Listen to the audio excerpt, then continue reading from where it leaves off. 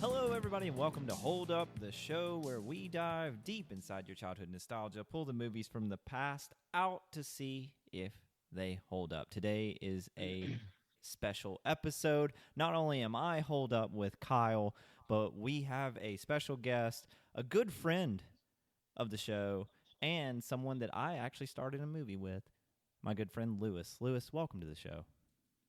Hi, guys. Would you like to know more? We would like to know more. Lewis, tell us a little bit about your podcast to open us up, because you also have one, right? That's out there floating in the ecosystem. It's out there floating in the ether, the internet as a word would be. That's called the Motley Review. And we basically just review movies that we loved, either super old or that literally just came out. And where can they find this podcast at? Go on to my Instagram page. I think we also have our own Instagram page. It would be Silver Indie Streamers, I believe. Mainly just go to my Instagram page and you'll see it. Sweet. Well, you know, and Kyle, who's always a part of the show, I hope that he doesn't ruin your experience for you today. I hope that Kyle behaves. I can do that. I can ruin an experience. I'm pretty good. And then also, and at least, though, the experience is not the worst, because there is no Andrew again today, everybody. Andrew's still off the show right now. I know. Lewis, so I'm so thankful that you could be here in his place. And if this goes well enough, we may just boot his ass to the wind. Yeah. And then he's been suspended. He got suspended, what did he do? Lewis. You got suspended? He got suspended from the show. How many what? How many fouls did he commit on this show? Oh, it was multiple technical fouls as well as a fan incident. His suspension is indefinite right now. It's indefinite until we rule otherwise. We've actually banned him to Scotland. That's how bad it's been. And I think they're about to ban him to Saudi Arabia. I think that's kind of the course. Yeah, he's slowly falling down the ranks there. And I'm sure that he is listening, and he's probably got a lot to say. And Andrew, if you are listening to this episode, fuck you. And Andrew, I just want to say in the bottom of my heart, eat shit, prick.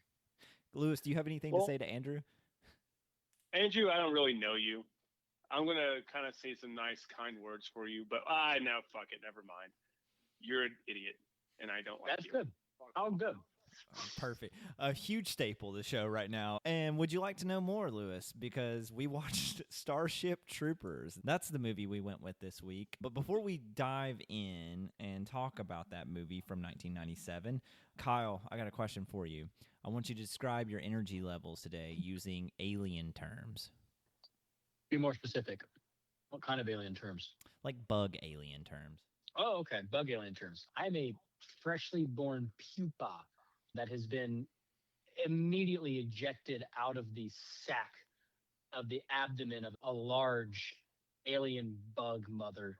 And as soon as I get out, the workers that are helping assist look at me and then swiftly execute me because I'm too withered and sickly to be of production to the colony. And they feed my corpse to the strong other young up-and-coming bugs that have sharp gnashing teeth and a lovely demeanor. So, yeah, we're not really it's not great. It sounds like you have a job, is what it sounds like. It sounds like you just go to work from 9 to 5. Yeah. Yeah, for sure. Okay. Well, Lewis, I'm going to turn the tables. This is something we do on the show. We ask Kyle how to describe his energy levels, because he's a great improv actor. You're a great actor as well. I know this for a fact. So why don't you answer the question too? Can you describe your energy levels using alien bug terms? I am feeling fantastic. Bug-wise, I feel like an arachnid that we're about to watch who is very scissory and will poke people and chew them up, and they don't eat anything, but they'll cut you up. That's how I'm feeling. Ooh, wow, a little spicy, pretty a little virile. Ready to go. Yeah, and virile. I'm feeling sassy. It kind of envisioned you doing that to Andrew, and it perked my energy levels up just imagining Andrew being eviscerated by Lewis as an arachnid. Yeah. There we go. Yeah. Exactly. Yeah, we'll do that. Lewis, we're going to start with you today. What do you remember about Starship Troopers as a kid? And did you watch this movie as a kid? Did you go see it in theaters? Tell me what your experience was about this when you were yay tall. I did not see this when it was in theaters. I heard about this when it was already on VHS. So this was like 2003, 2004. I went back to my buddy's house and watched it. And I remember it because it was the first time I saw boobs. There you go. Yeah. Oh, this is the first one? Yeah. Seminal. Okay, wow. Seminal experience. Yeah. So for like a first time seeing boobs, movie, real life, whatever, it was a memorable one. Thank you, Dina Meyer. Amazing. Amazing job. She checked that box for you. I think the first time I ever saw nudity was in Halloween. I think that was the first movie, but I can't verify that one. But yeah, interesting. And so did you watch it a lot as a kid, or was this kind of like a one-time watch? No, I wasn't a pervert. I was talking about just the shower scene. No, I'm kidding. I never bought it. So I never had a physical copy. I only watched it a couple times when I was at my buddy's house. Besides that, just on streamers or when it was on TV. Nice. Okay, cool. Yeah. Kyle, what about you? What memory do you have of Starship Troopers? This is one that was on like sci-fi in like the mid 2000s that would pop on every once in a while. So like very sporadic. I do remember like the thing that stood out to me the most was the ending of it and how what's his face goes out and he just gets his fucking brain sucked out. And that was like when I was like, I don't know, 13, 10, like 12 or 13, I saw that. And I was like, holy shit, that's fucking brutal way to go out. And like, he knows it's coming too. And he just still says, fuck you. But like, that thing just burrows right into that proboscis, like shatters his skull. His fucking sucks out his brain. And I was like, that's fucking brutal. That is like really the only thing I remember about that movie. I never saw the full cut until I saw it recently. Right.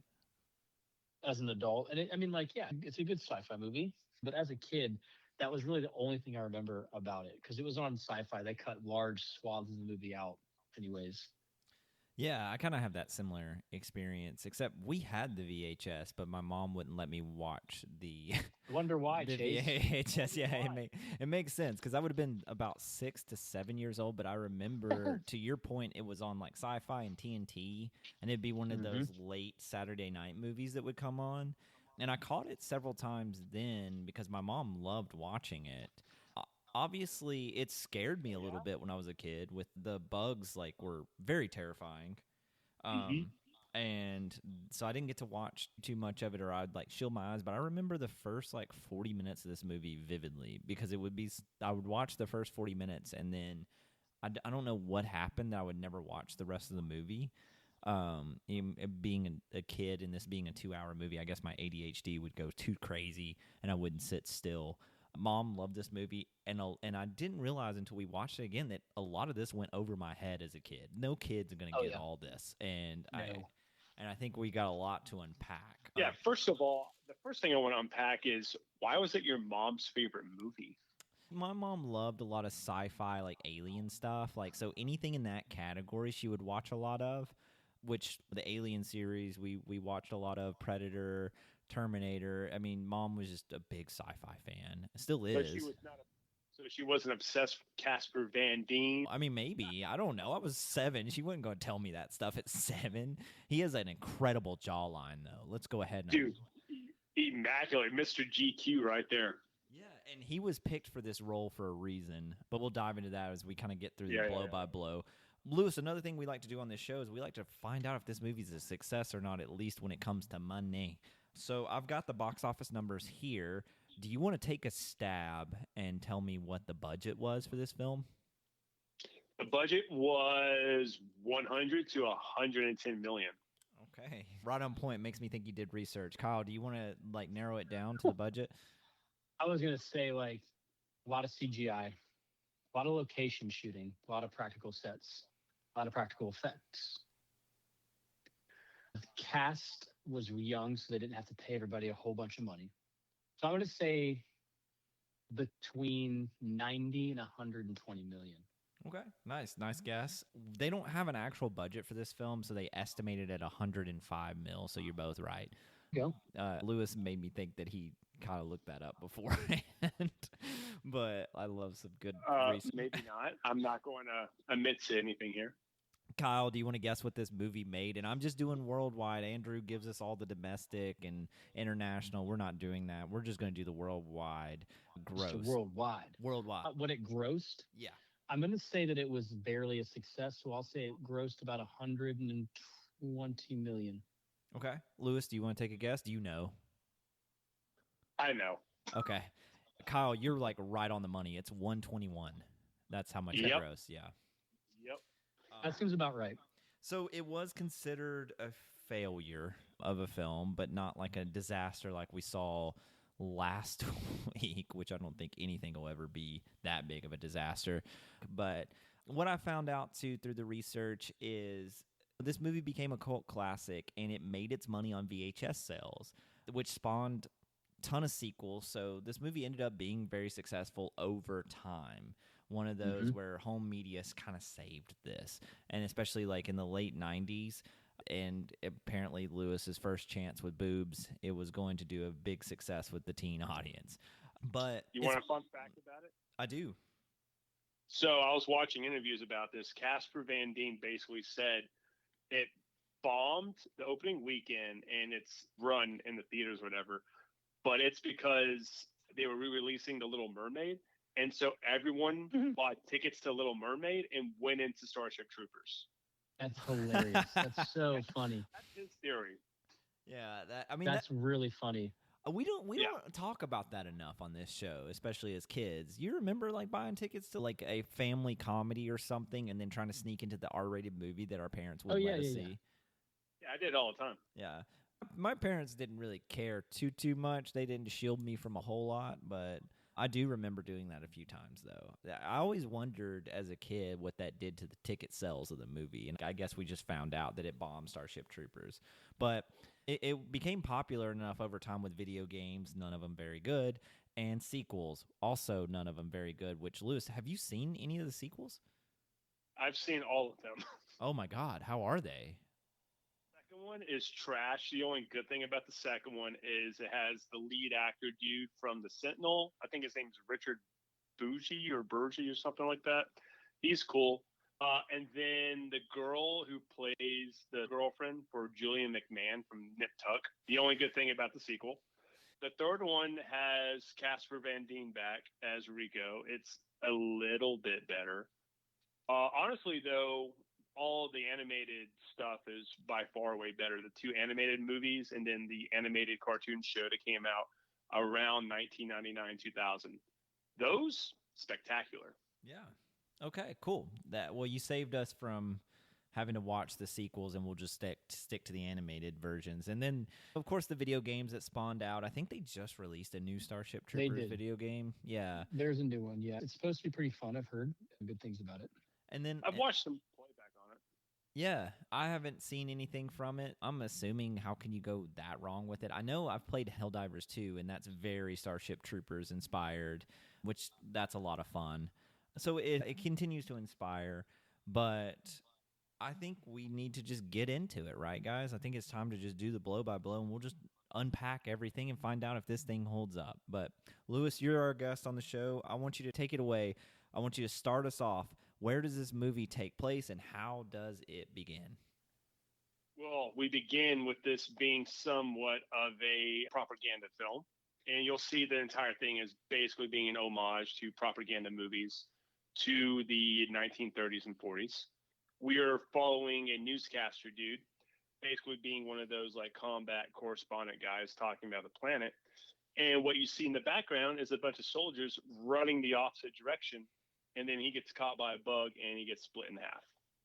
Yeah, so it opens pretty quickly. And I want to like zero in on your propaganda, what you were talking about with propaganda, because the director really wanted to pinpoint this movie as it is an anti-fascist satirical movie, and it starts just like that because it's talking about the bug planet and the meteors that are coming to Earth are sent by the bugs, which isn't true when you like look at it. In the grand scheme of things, they're trying to vilify another planet to go conquer them. is incredibly poignant and a tale as old as time in this opening sequence here. And I think that sets the movie up for, like, yeah, we're supposed to be rooting for these troopers, but they're not really exactly the heroes. They're kind of bred that way. But he's kind of talking about, the bug planet and vilifying it through this propaganda. And he keeps mentioning, you should want to be a soldier. The citizens should want to be a soldier, which Lewis, they kind of break it down to citizen and civilian, right? That kind of confused me a little bit at the time, but they said that a citizen is different than a civilian. A civilian is not worthy, and a citizen is a soldier that will carry on liberty for all or something like that. That's kind of how Germany was historically in the 30s and 40s when Nazis took over, because that's essentially what we're kind of talking about in this, is like Nazi fascism in a way. So if you serve the country instead of just like quote unquote reaping the benefits, you can become a citizen, you can vote and get all the rights, yada yada yada. But if you're just reaping all the benefits without wanting to serve, then you essentially have kind of no rights and no freedom. Yeah, right. And that's kind of where the satirical fascism comes out of this. And it's definitely poignant. Like I said, it kind of holds a lot of water even to today. That was something that I remember, those little propaganda videos, and there's multiple across this movie, which we don't have to jump into every one of them. But those are the stuff that kind of went over my head as a kid. I didn't get. And now watching that in this context, like, I get it a little bit more, and it kind of makes the movie feel like more of a dark comedy in a way. I don't know if you both feel that, but I kind of felt that. Like, I mean, I do think it's comedic. I think that there's a lot of moments in this that are actually like truly funny, that I think they are just being grotesque about. A lot of like maiming, a lot of death that kind of winds up being funny, but also some of it that it is in fact not funny and sad. But there's a lot of different ways you can extrapolate what this movie like means. I just watched it as a sci-fi movie. I'd be very frank. Like, I didn't really go into it like, I'm not gonna, like, I know that there's a lot of undertones and stuff. I just kind of watched it as a sci-fi movie to see if it holds up. And as a sci-fi movie, some of these moments, like in the very beginning, like Lewis was just saying, this guy he's fucking snapped in half. And he's just being tossed around by this giant fucking like scissor mouthed alien. He's like, "Oh, somebody help me! Help me! Somebody help!" And it's just done. Two halves split apart. Just entertaining. Just Right. very entertaining. And I love the newscaster that is like, it's a bug planet. It's a very ugly bug planet. And right It's before an he ugly gets planet, yeah. a bug planet, and he just gets fucking eviscerated. Yeah. Literally. And then we see somebody someone gets stabbed by one of the arachnids, and the arachnids are kind of weird looking. I don't know how to really fully Yeah, they're also like, I don't like that they call them arachnid. Like, there's a lot of willing suspension of disbelief that happens in this movie, and we kind of have to leave it, take it or leave it. However, there's just a number of things I'm like, you didn't have to do that. It was just kind of lazy that you did it. And an arachnid, like, why the fuck would you call a terrestrial creature, terrestrial animal, endemic to our planet, and call another creature from another planet that just kind of looks like a fucking ant that got its mouth fucked up, like a vertical mouth. I'm like, that's not a fucking arachnid. Like, it's not what it is. I think they just took the term from the book. Nice. Not to be a Debbie Downer on you, what you're saying makes sense. Lewis, I'm glad you brought that up, because this is based on a book, but I don't think the books was ever finished, were they? Or they finished later? I can't remember, but I think the first book was written in like the 50s, and it became like one of those you have to read when you join the Marines, or like you go through an officer training corps or something like that. So it became like a military book. of course. Yeah, I know. I think mainly because just of like how you follow the main character and how he goes through like basic training and all that stuff. But no, I think it's just one book. I don't think there's other books. Yeah. I think it's just the one. Well, and now we meet our main character. We meet Rico, right? That's our next scene after, and it actually shows him. I had to do a quick take because I don't remember this as a kid, and we'll just go ahead and spoil it for everybody. But the video we're watching, they're going to the bug planet, and we see Rico get stabbed through the leg by one of the aliens. The bugs, we'll call them bugs, stabs him with like its it has like a beak, and I don't know, they're just kind of like weird shaped, but it stabs him, and you see him go down, and then we get that title card that says 1 year earlier. And so we flash back, and we see Rico in a classroom. And what's happening in this classroom, Kyle? He's learning, but flirting, but like goofing around. And the teacher is a very pivotal character in this movie at 2 points. And the teacher, that is. And he's like questioning everybody about like this esoteric conversation they're having about, like we were just talking about, the difference between the citizen and the civilian.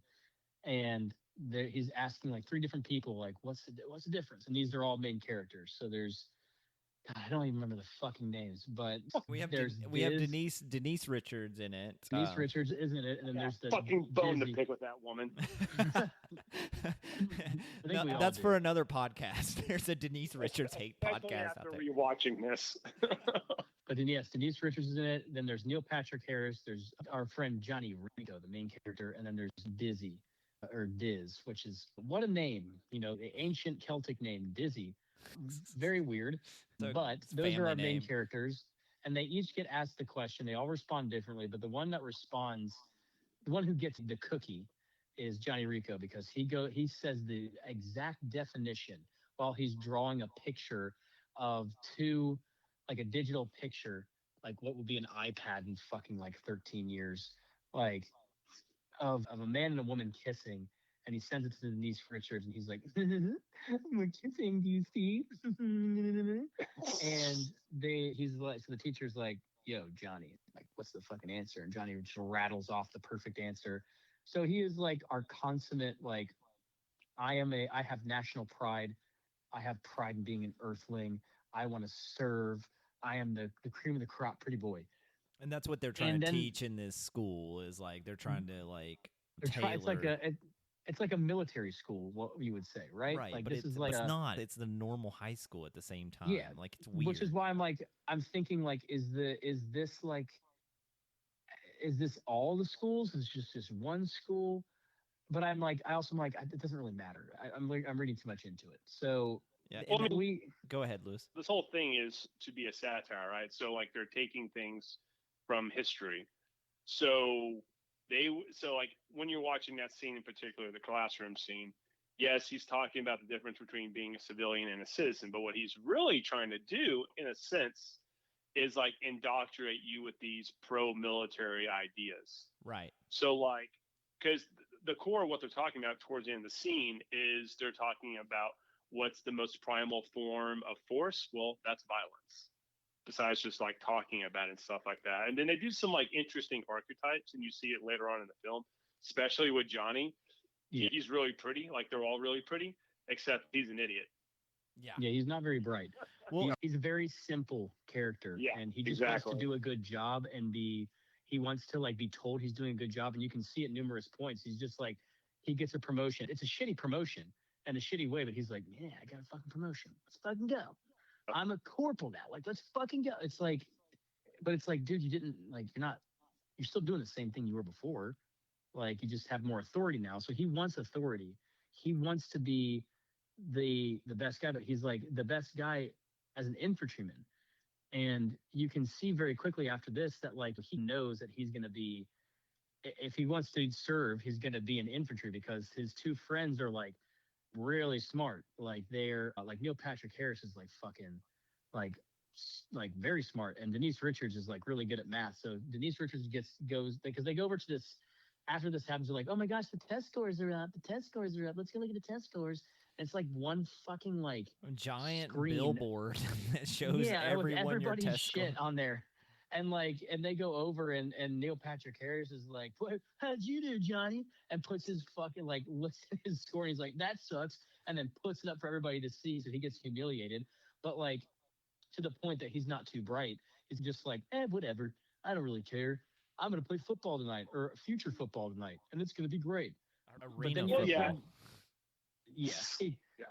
But this is where we also find out that Denise Richards is really smart, and she's good at math.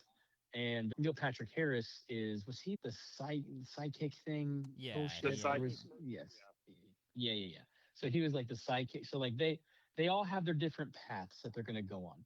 But Johnny is just like, he just wants to be in infantry. He won't do anything. He just wants to be that guy. And I want to make mention too, we're talking about it, but he is obsessed with Denise Richards, and they're oil and water. They do not. They don't really. She doesn't really care about him as much as you see as this goes along. Like she's No. kind of like, yeah, we're fun high school couple, but we're gonna go to college separately and all this other stuff in this day and age. But she kind of wants to. You can tell she kind of wants to move on. And Dizzy is obsessed with Rico.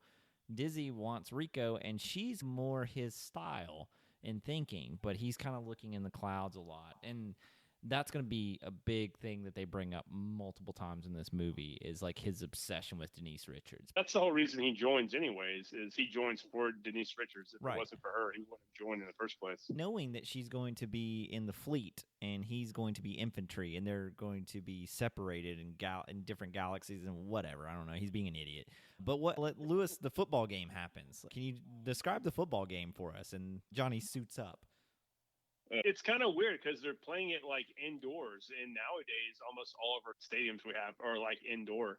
It's like a really weird it's a weird football field because like it's not a field, it's just like a canvas like mat. It's kind of like 25 yards, right? It's like short as fuck. It's really short, really small. I felt like they shot this in like a basketball. Yeah. Like a hockey arena or something. Yeah, something like fucking weird, like very tiny, weird dimensions. But it's a very acrobatic version of football while also having all of the CTE we enjoy from modern day football. Very physical, but their plays are like, let's run this play. And like, this is where we see like Diz. Like Diz is like what, their quarterback and whatever that is. And then he's a wide receiver, you'd say, or something like that. Yeah, and they're playing both ways too. Like they're playing defense and offense, and every player does a shoulder truck maneuver and takes out their defender. Like no one knows how to tackle on this field. Horrible defense. I'm just gonna go ahead and say that. Terrible. And like one of the guys that's bigger than him when he gets a reception, just like guy's bigger than him, and he's somehow like. He doesn't lower his shoulders at all. He just tries to like bear hug him, and Johnny just like fucking just fucking boosts him to the ground. And I'm like, I don't know anything about football. I know that was one of the worst tackles I've ever seen in my entire life. It was terrible. There's this whole rivalry between them and the other team, and the other team has like is a really tall brunette guy who's got a chiseled jawline, and he kind of gets pushed into the stadium or get into the stands and lands on Carmen, who's played by. Yeah, let's not go there. Please God, no. Please God, I mean, no. I mean, they're comparable. Yeah. What? Were they both Bond? No, only one was a Bond girl. Denise Richards was. Were they? Wait. They were both. Weren't they both a Charlie Sheen marriage or? No, only Denise Richards. But I will say they both did Playboy. That's the connection. There you go. Yeah, there we go. But he lands on Denise Richards, and he's like, "Wow, you're cute now. It's looking like I like you." And she's like, "I can't." And they have like a moment, but then Rico sees it, and he gets incensed because he's like, a caveman idiot, and he's like, "I like you a lot, and he can't like you. Only I like you." And there's like a whole moment where he gets distracted. She goes, "Go, Johnny!" And he goes, "Wow, she said my name. I'm really important. I'm good." And then he gets fucking flattened by this guy that just was flirting with Denise. And he it becomes like even more of a game because he got distracted and they catch up. But they wind up doing this stupid fucking play to win, which is like, we're going to do this play and we're going to win. He's like, yeah, cool. What was the play? The play was like, I catch the ball and do a flip over two people and score. Like, wow, really strategic. It wasn't a play at all. It was just, I'm going to just do this herp. Just a maneuver. Just a maneuver. Simple maneuver. Nothing nuanced. Yeah. No.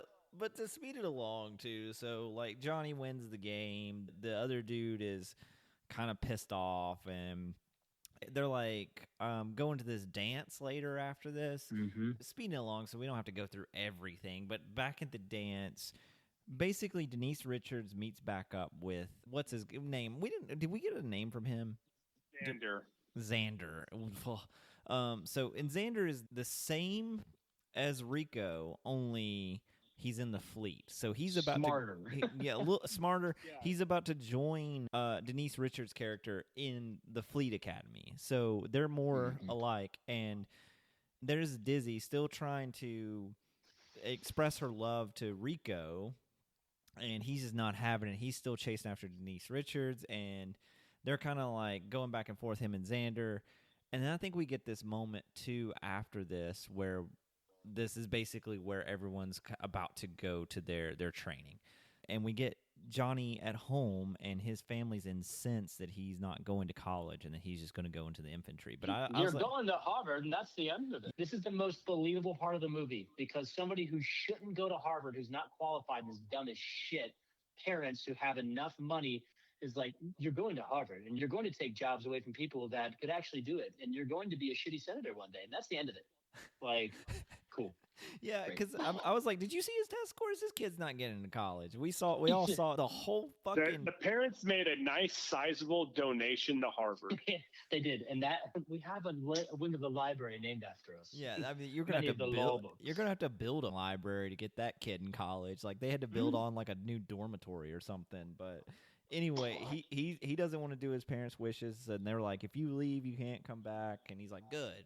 And he just walks out of this expensive mansion. It turns out to be a good decision, though. But he leaves, and he meets up with Denise Richards, and they go off in their separate ways. And you can kind of tell Denise Richards does not want anything to do with him. And you can tell this is kind of like their end point as a relationship. But he goes off to infantry. She goes off to fleet school. Lewis, I have a bone to pick with that scene. That was what it was. So when I was a kid first watching it, and how he's just like, I love you, she doesn't say it. And he goes, come on, just try it on for size, or whatever the line is. And she says it. When I was younger, I was like, oh, she said it's so sexy. When I rewatched it a few days ago, I was like, no, that bitch, she doesn't love him at all. Yeah, when you're older and you actually know, like, you've seen real things. Yeah, I love you. Like, I'm a robot. I said the line you needed me to say. Can I go now? Like, basically. Weird. Well, like, I'm not. Well, I guess what I'm saying is, in like the throes of reality in those types of situations, like, yeah, she was into you and she had fun with you, blah blah blah, very loyal girlfriend. But like, this is the next phase of her life, and she's ready to move on to the next phase of her life, which you're not really. You're still going to be a part of it, but not in the way you think you are. Right. Just a friend. And their training is in different galaxies. Like they're about to spend 4 years basically apart. And they're young. It makes sense from her standpoint of why she believes the things that she believes. So like I totally get like this is what kind of well acted and like a pretty like good pressure point.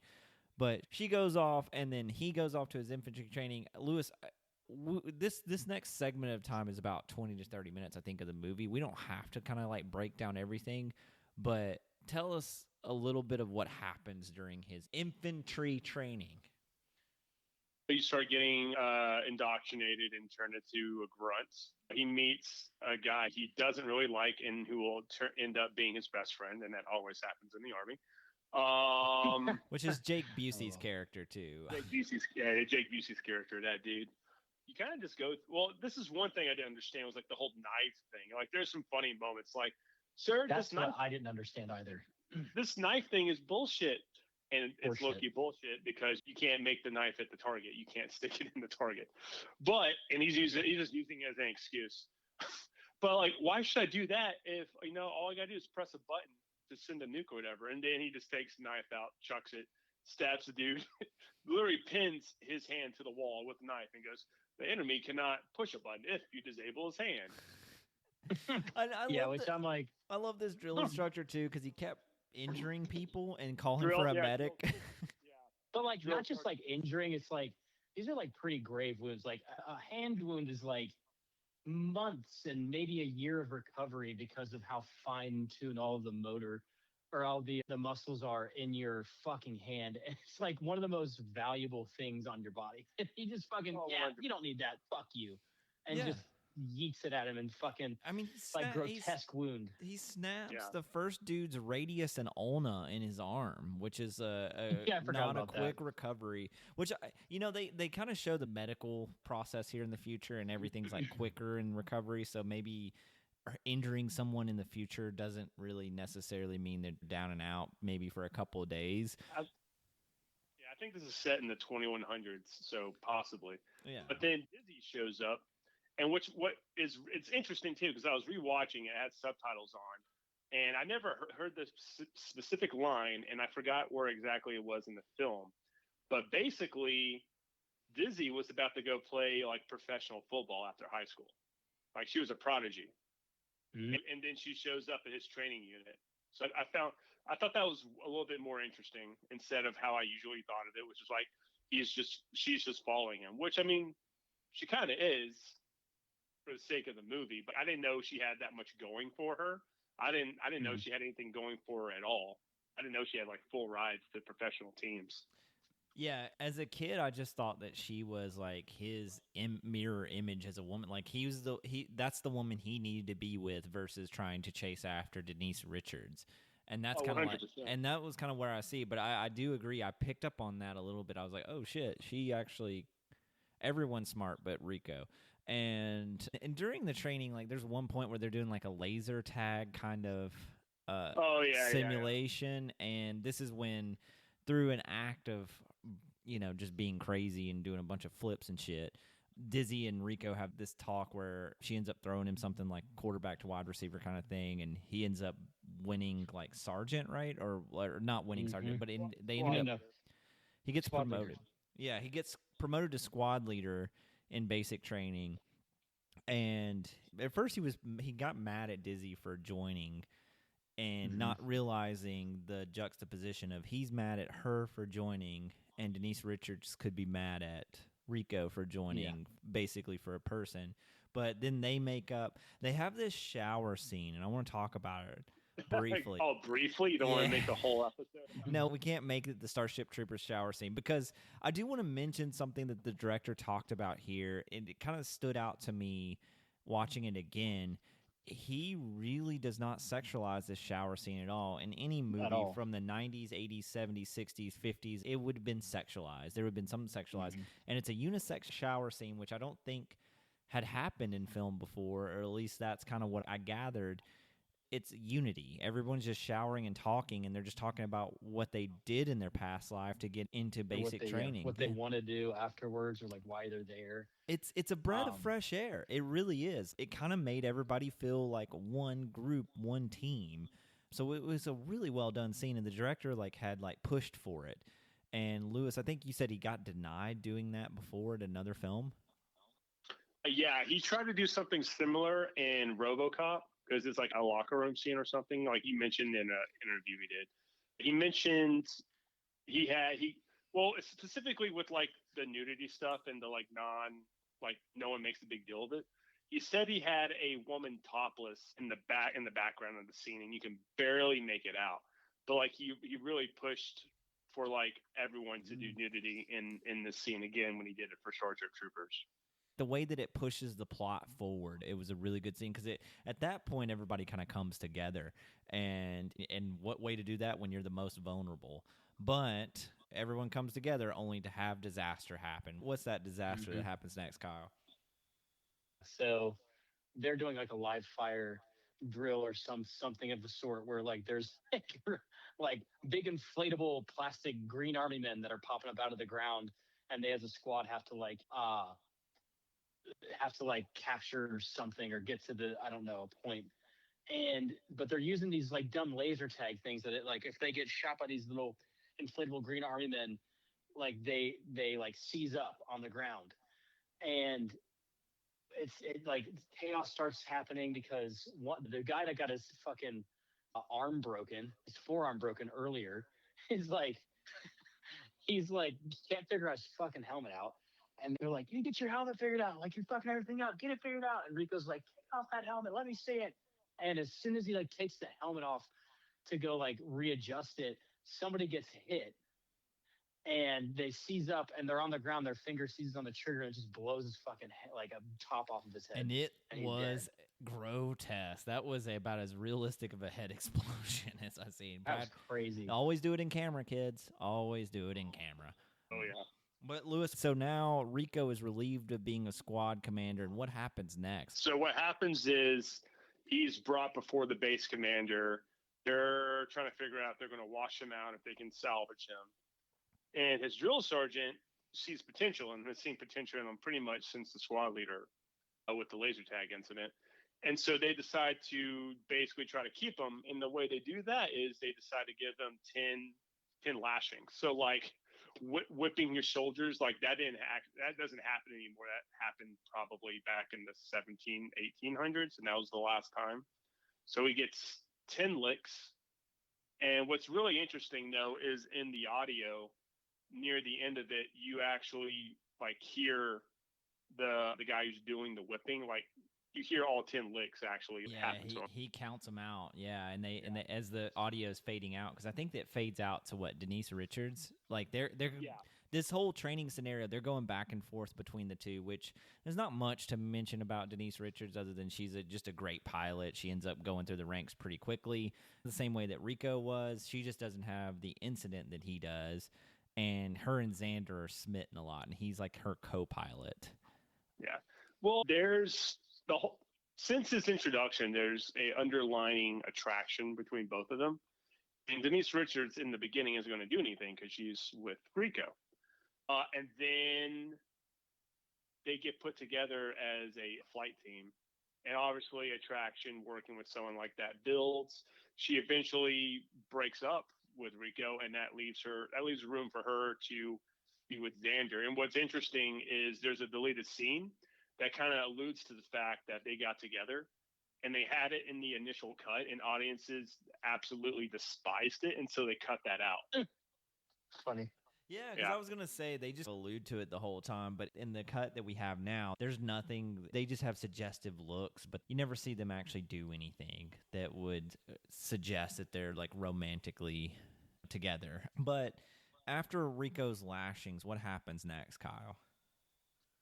So this is when he's like about to quit. He's like, I had one bad thing happen. I'm going to give up on my whole life career now and go to Harvard, I guess. Well, he too, and he also had Denise Richards had sent him the mail too. We can't forget and that. He got broken up with. That happened before this part happened. Yeah, so he was already in the dumps, and he's about to quit. He's on the phone with his parents, telling them like, "Hey, I'm coming home. I failed. I had one bad thing happen. I failed, and now I give up." And they're like, "Oh, just come home, son. That'll be the end of it." But then they're like, "Hey, it's getting really dark outside right now. That's crazy." And then the video cuts off, and he goes, "Oh well." But then he's walking out like to leave. Everybody goes over to the TV, and it's like they're like, "Oh my God, Buenos Aires. It's been wiped off the map." Were they in fucking Buenos Aires? Did they speak fucking Portuguese? Like, Geneva. what the fuck is happening? So, the reason they did that is historically after World War II, a bunch of Nazis escaped to South America.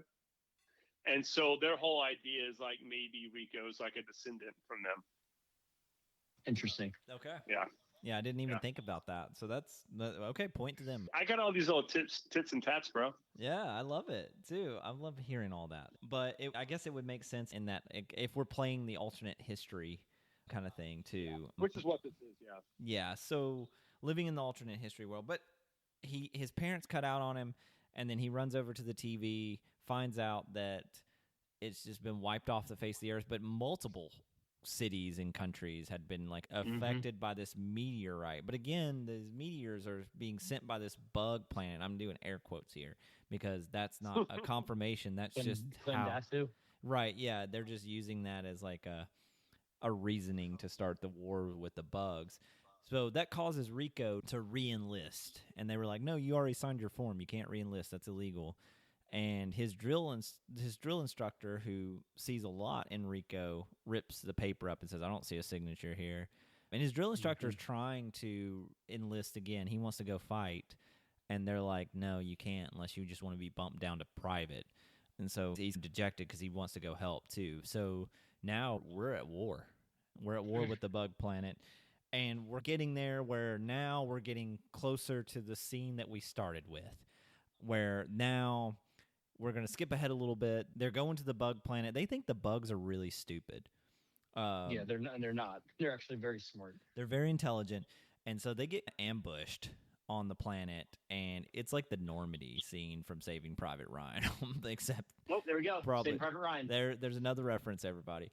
Lewis, can you describe a little bit of the scene for us and tell us what happens to these soldiers as they land? And also, we're dicing back and forth with Denise Richards, and the fleet is getting destroyed too by meteors. It's rockets and stuff. So, like, they're painting sort of a realistic depiction of human nature and the military in general. So, not to get like all like quasi whatever, but like we as a species think we're like the top dog until something happens to us, and then we go, oh, maybe we're not, and then we start rethinking stuff, right? So that's what happens here. Military leadership comes up with a terrible plan because they think we're superior to the bugs or whatever, and they just drop people in mass. Yeah. And this is also the interesting thing psychologically, because throughout the film, like now they're about to show you like how bad war really is. Like we're not even on the ground yet. Like you're being dropped down in these drop ships and you're hitting the atmosphere, and it's a rough ride. And you got people like freaking out. You got some guy thinking it's a roller coaster, screaming "yee-haw" and stuff like that. You have another guy puking inside the thing, and like you're getting some foreshadowing because your platoon leader, who by the way, your platoon leader is never that old. If he's, because the dude looks like he's in his late 40s, 50s. If you have a lieutenant who's in his 40s, 50s leading you, you're in a bad unit, because that dude, they're never that old. Those guys are always like, they have a higher rank. But anyways, he it's always like, he says the one line where it's like, you know, in a horror movie, don't go in that one room, or don't go by yourself. He literally says, trust your training, you'll make it out alive. But yeah, he's the first one to go. Yeah.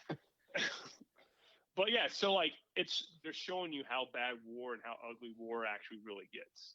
And so when you land on the ground, all the soldiers are just going in mass. They find where the bugs version of artillery, land-based space artillery, I guess you could call it, is, and they nuke it, they take it out. And then the bugs come in and literally just wipe them out in mass. I think in the text of the film, in the next propaganda video, it says 100,000 killed in an hour. Yeah, something crazy small time frame.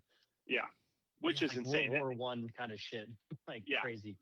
And so that brings us to the very beginning of the movie. But like during that firefight, you're actually losing people you like went in basic training with. Like I think out of the initial recruits, 2 left after the incident, right, when the one guy lost his head. And then in that last engagement, you lost 3 of the people that you went to basic with. Basumi, the guy who's going to also go to Harvard, and this is foreshadowing with a line, his dad said it's going to cost him an arm and a leg. Well, guess what? When he got killed by the bugs, he lost an arm and a leg. So that's kind of satirical. The one chick who wanted to make babies, well, she got dragged into a bug hole. Yep. Eaten by the babies. Yep, eaten by the babies. Nothing really satirical with the guy who wanted to be a writer, but again, he also dies. Yeah. So it shows you the realities of war in a very in your face kind of way. But we still get our main characters that survive. We still have Rico. We still have Jake Busey. We still have Dizzy.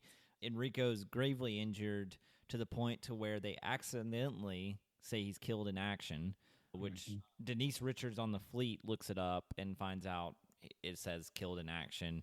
And then we cut over to him in this like little medical device, which we were talking about a little bit earlier with the medical technology is so advanced. It's like sewing his leg back on, but like basically recreating a leg for him because he had a huge hole in it and he should have lost the leg. But well, he should have been dead from that. Yeah. That's like your femoral artery.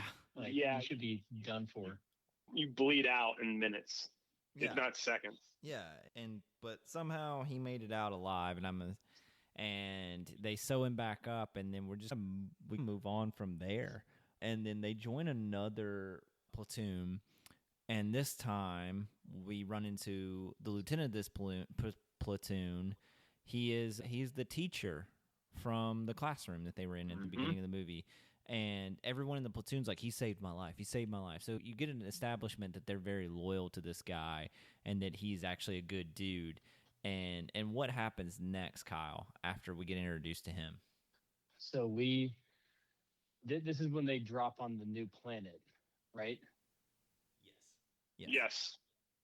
Yeah, they drop on to. I mean, they're not on Klendathu, are they? Or it's just, No, they're on a different planet, but I think it's the same system.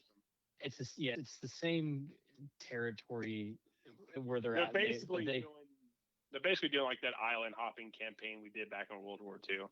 Mm-hmm. Yes, they've learned a little bit more about the bugs now, and they're kind of taking it a little bit more seriously and treating them with kind of a little bit more respect. Neil Patrick Harris coming in and out of scenes. He's kind of up the ranks. He's like military intelligence now, but we'll get... Yeah, but if you notice also, every time you see him, he looks more and more haggard and more distant.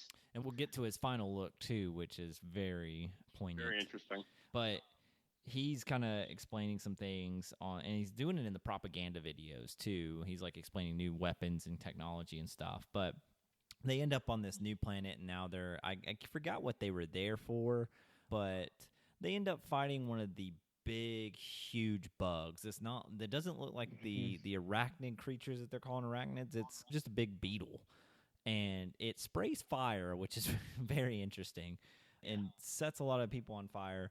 Long story short, Rico earns his teacher, now lieutenant's, respect when he jumps on top of it, blows a hole in it, and throws a grenade/nuke, whatever we're calling that, into the bug and blowing it apart, saving the entire platoon and getting. I think that got him promoted to corporal, right? He said, "You want to be my corporal until I find someone better, or you're dead." I'll be your corporal, daddy.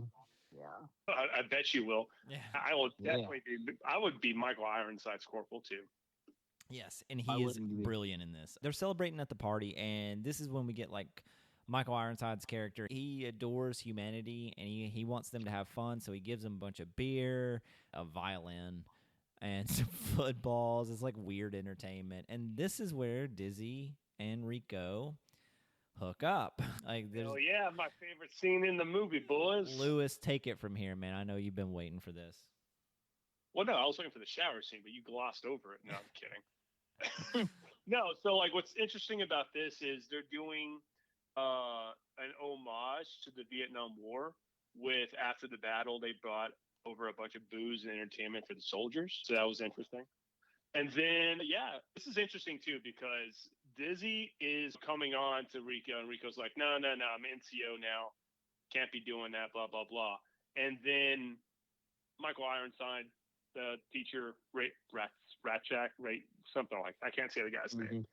Anyways, I always found the scenes where like he gives Rico advice very poignant, and I kind of took those advice moments to heart. You know, like the one in the very beginning when he's still in school before basic, he's like, yo, make up your own mind. That's the only freedom anyone really ever has. And he didn't really make up his mind. He joined it because of a girl, right? That's not making up your mind. But the second piece of advice he got from him, he actually took, and I use it in my real life, which is never pass up a good thing. Yes, I was gonna say that was. I was hoping you'd get there. That was one of the best lines in the movie, and Michael Ironside's character is very wise and gives great advice. But this made me have to pause the movie and think about it, and that rarely happens because I think it's just great advice for everyday life. Is never pass up a good thing. We only get one life. You never know how long it is. Don't pass up a good thing, kids. And in this case, what he's referring to is Dizzy.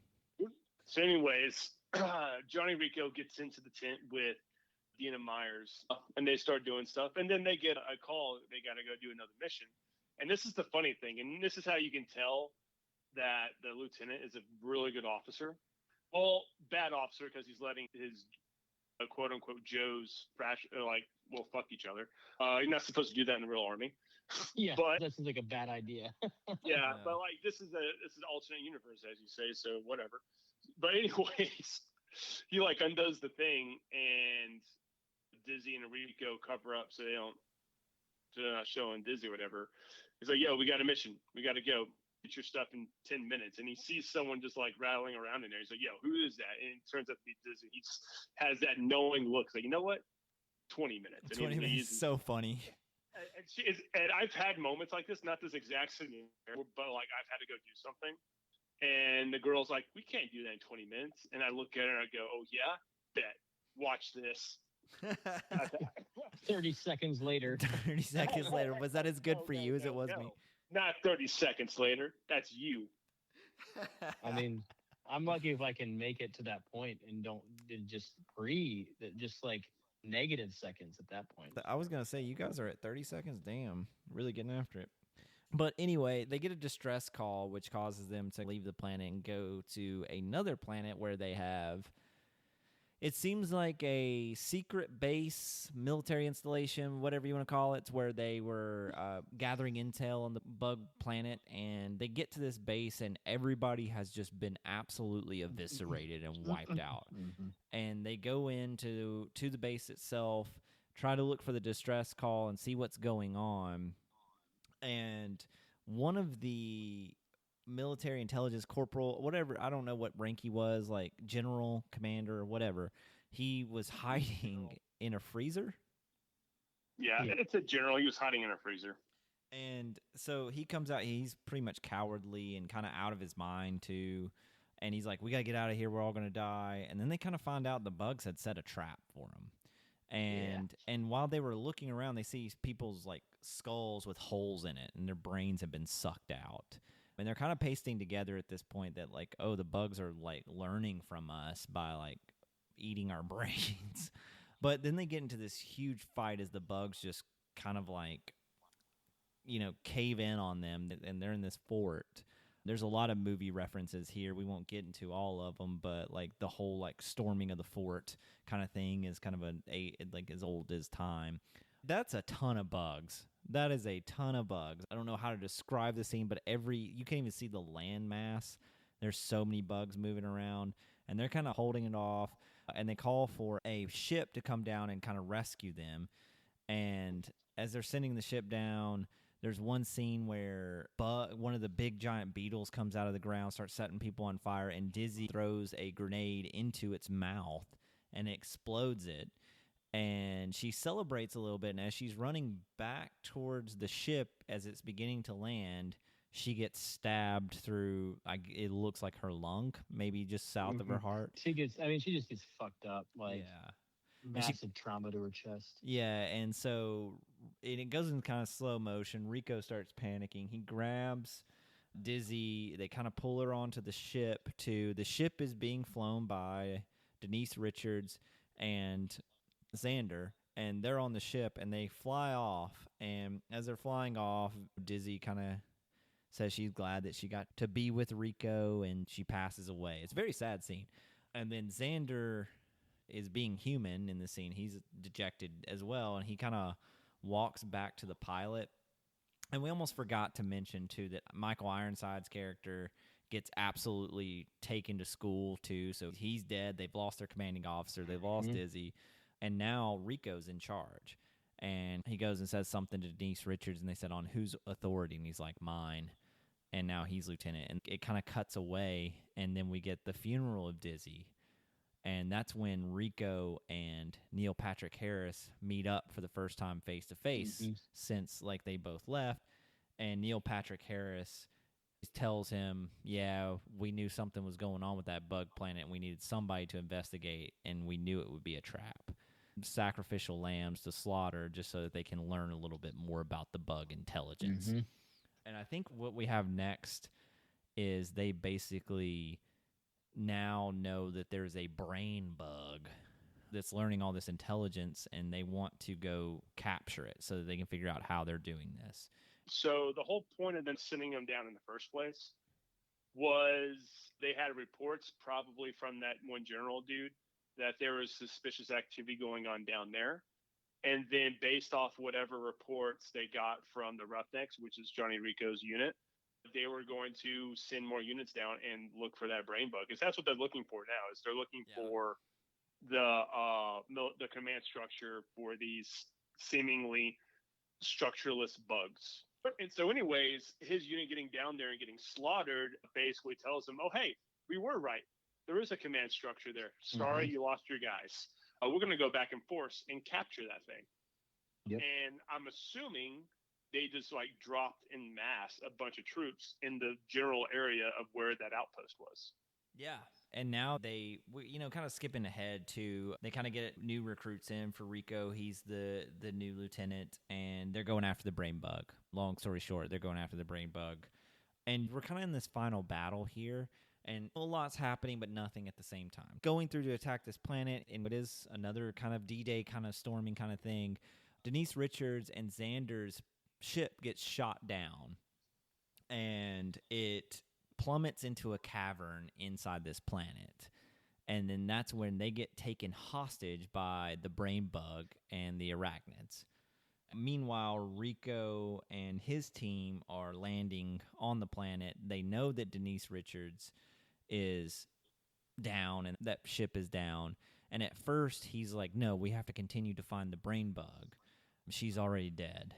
And we get a scene, too, where Denise Richards and Xander figure out that, like, hey, they're taking us hostage for a reason. What are they doing? And then what happens next, Kyle, in this scene while he's taken hostage?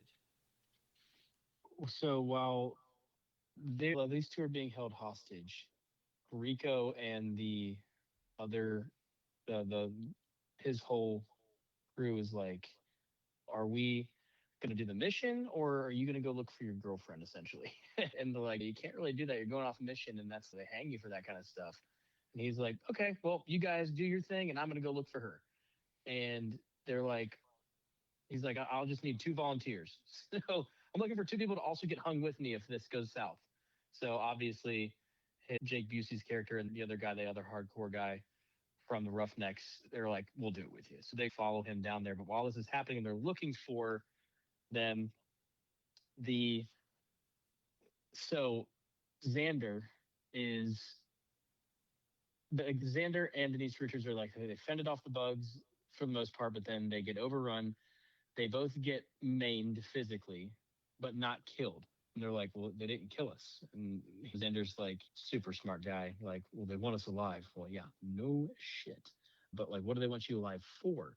And this is where things like when I was a kid, I watching this, I was like, this is kind of scary. And the music when the big bug comes out, like I had like a whole moment of nostalgia because I was like, it didn't fit the scene, and it made it even more like scary. It's almost like a reassuring music score of like, and like a discovery kind of sense. Like it just felt like we're seeing something really beautiful for the first time almost, but like also some uncertainty. And this fucking like bug comes out it just looks like an asshole. Yeah, it looks like a fucking like. That was a good line. Yeah, it looked like an asshole. It's gnarly looking, and it's got like all these different like little apparatus and eyes. And this is the point that I'd like to say: the CGI in this, very good for the time, very very good. Oh, that was practical, man. That wasn't CGI. Yeah, I remember reading that they did a lot of that practical. So they did a lot of that in camera, believe it or not, Kyle. They didn't use any CGI? Not that they didn't use any CGI, but that bug itself and the close-ups were definitely practical. Interesting. Mm-hmm. Yeah, it shocked me too, but the arachnids around were the main CGI. Interesting. Either way, this is the point where we get to one of the most grotesque points of the film, and this giant asshole crawling termite flesh bag comes out, and out of its butt whole mouth extends this like almost like just like a knob looking like long appendage, but then it unfolds because it untucks the other part of it, and it's a giant proboscis. And that's where you're like, well, fuck, this is only going to go one way. And it holds it just above Xander's head. And Xander's like, one day y'all are going to get, like, he says something to the effect, like, y'all are going to get fucking destroyed, all of you fucking bugs or something. And he spits at it, and it, like, recoils, and it's like, what did you do? Almost like, why did you do that? And then it goes forward, rears its proboscis up, and then shatters his skull and just begins sucking his brain out. And he is conscious for a moment or two of it, and it's pretty gnarly. You just see his brain just getting sucked up, and then he just like he falls down, he's dead. That's that. Then they do the same thing to Denise Richards. They throw her off. She lands on the ground, and the bug is about to do the same thing to her, but Xander had handed her a knife at one point. She has that knife tucked away, and as soon as it like gets within arm's reach, which I don't know how this happened or what kind of reach she has, but like just the way it was shot, I'm like bullshit. There's no way that she got up there that quickly and did that without getting to her feet. But whatever. She slices the proboscis off so it cannot do the thing that it was trying to do to her. So she's safe. But at this point, this is where we get to this is essentially like the end of the movie almost. The boys find her, and then what happens next, y'all? Yeah, Lewis, take it from here. Take the crescendo of the movie away.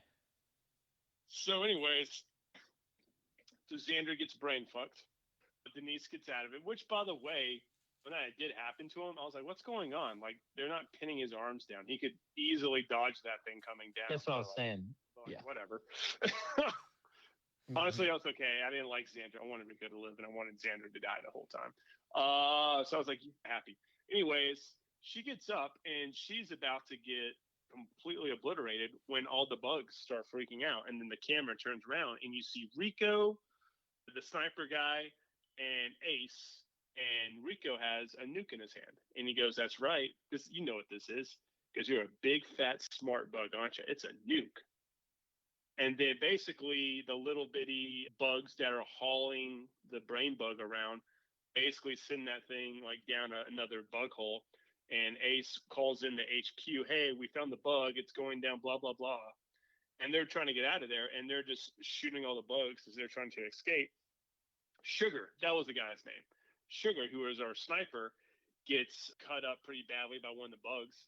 And he basically takes the nuke from Rico, and he's like glorifying his sacrifice. "I'm just trying to kill some bugs, sir. Get out of here." And so he starts shooting at all the bugs, and Rico, Ace, and Denise are falling back. And he's just like, "You want some? You want some? You want a little of this? Here's some." And honestly, I played Call of Duty Zombies a lot.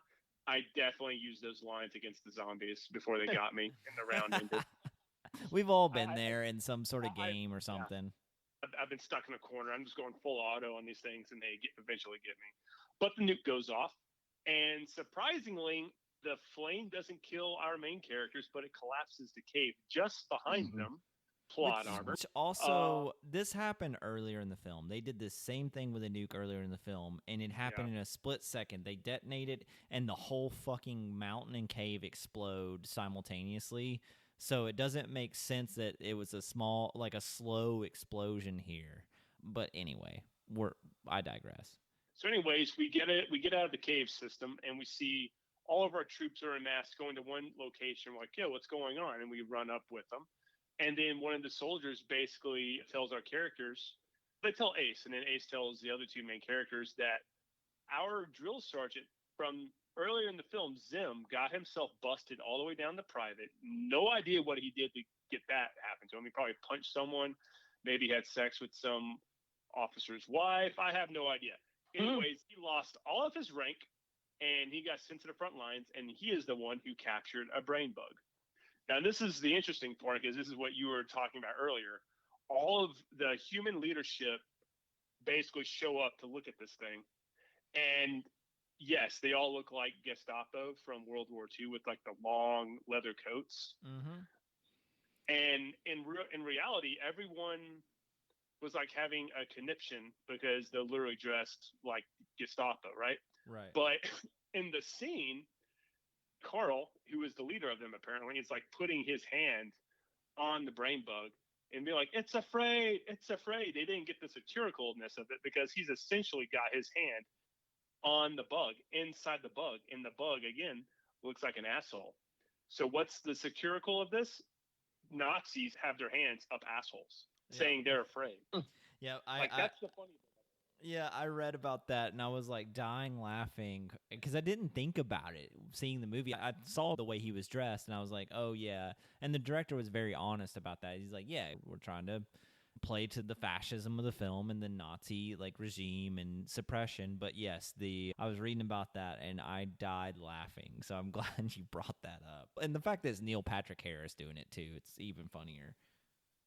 But then after that, we have our three main characters, Carl and two of our childhood friends, Carl, Carmen, and Rico, all together to be like, hey, we're all three together. Good things are going to happen. We're going to win this war. And then it goes back into the propaganda style videos that we saw at the beginning of the movie. And then our movie ends. But what's really interesting, if you look at it and peel away at the film, whenever that happens in real life, the war is actually going badly. Yeah. So cool. We captured some leadership, but like overall, the war is not going well. Yeah, the war is still continuing, and then we're separated still.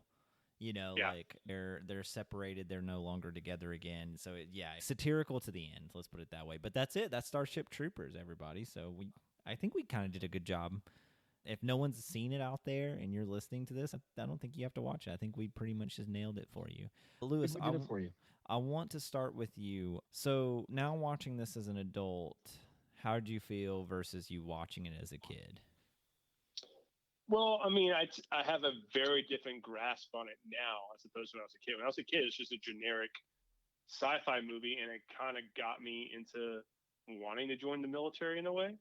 So did starting at SG1, and lo and behold, I did join, but for like different reasons. But anyways, looking at it now, because now I'm looking at it as an adult and also as a filmmaker and an actor, director, writer, and all that stuff. And I see all these different shades of subtext and subtlety going on in it. So I see a vastly different film than what I saw as a kid. Yeah.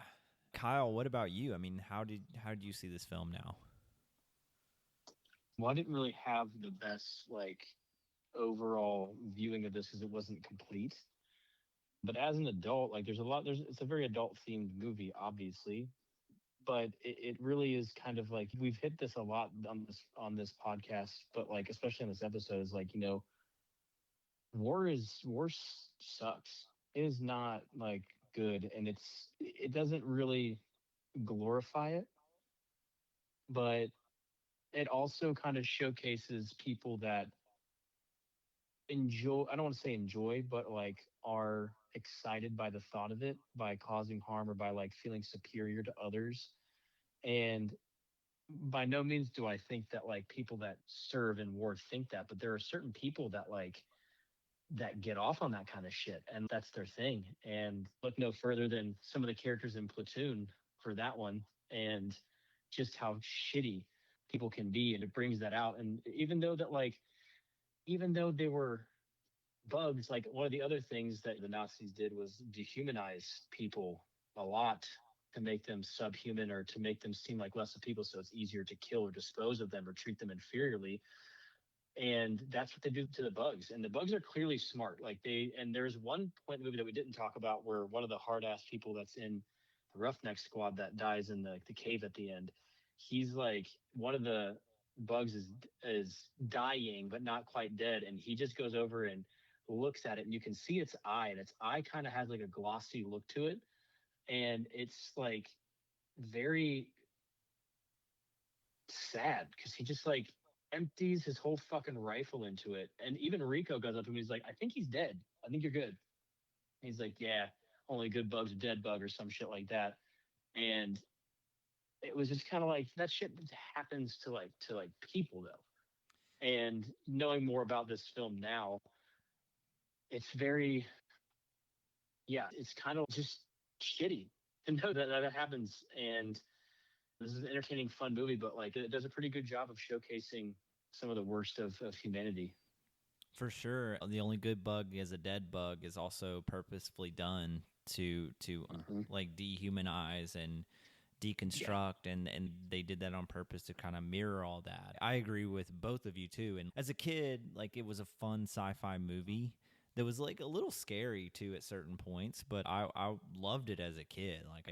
I always remembered it, but like I said, I just for some reason I think I finished it once as a kid, but I saw it cut up. Now seeing it in its like full form without it being cut up, it holds a lot of weight for me. The satirical nature of this film was very fascinating. And like this is a movie you could watch and then watch again and pick up some more stuff that you missed. And that kind of leads to its kind of legacy and why it's got such a cult following. I think this is kind of one of those movies now as an adult. I think it's a must watch if you're like a sci-fi fan at all. I think it kind of something you should catch out there. I think we're tipping our hat a little bit here, but like Lewis, I'm going to start with you. Does this movie hold up? I would say yes, it does. Kyle, what about you? Yeah, and it holds up. I'm looking at some of the other fun facts in this movie and just how much of the practical effects were carried over into the costumes and props department.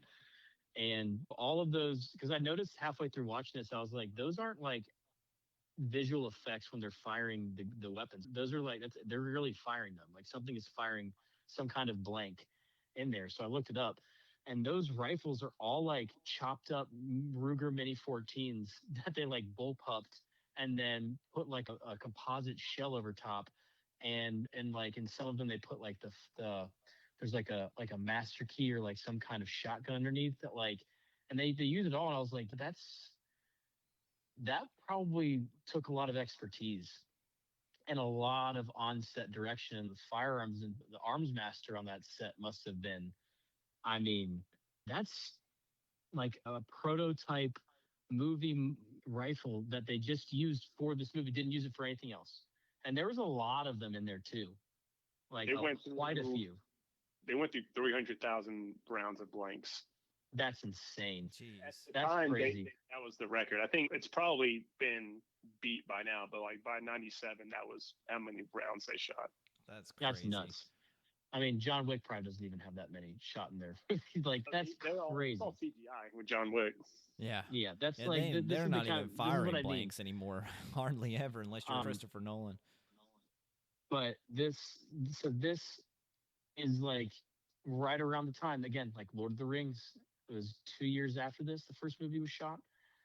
Like, this is right around the time when it, like we talk about, like the sweet spot where there was just enough CGI and just enough practical effects that it really sold the movies.